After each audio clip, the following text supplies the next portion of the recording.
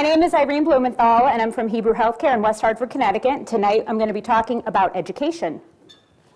Who here likes having their time wasted? I don't think a lot of people are going to raise their hands, and especially at work, when organizational efficiency and productivity is so valued, mandatory education always feels like a giant waste of time. There's no context behind it. We ask staff to do it, and we really don't tell them why.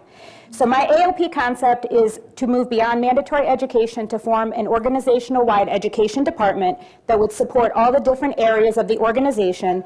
And what I really learned from this process is to focus on my interest and strengths, which is project management.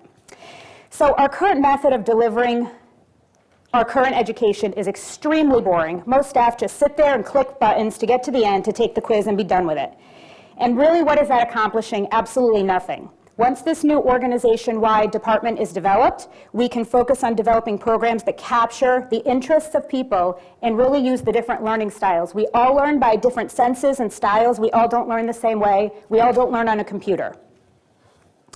Part of the problem is that each service line right now is functioning on its own. This department's doing this department is doing that, and nobody's talking or connected.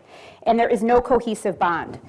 If all the areas were better connected with one central department, it would feel like everybody would be part of a whole or a greater whole of their organization. And that way each staff member could serve as support and a resource to each other instead of asking for outside help. Everybody would be able to support each other. After all, I think the real common goal of educating the staff is to become more competent providers for our patients, residents, and members. It's really not to just check off a box at the end of mandatory education to say that we finished it for the year. It's to gain knowledge. And I'm hoping everybody gets the reference, but while I'm not asking you to go back to work and ask your staff to stand on their workstations, I do challenge you to go back to your organizations and look at what your current education plan is. Are you supporting your staff and making them more competent, or are you just asking them to check a box? Thank you.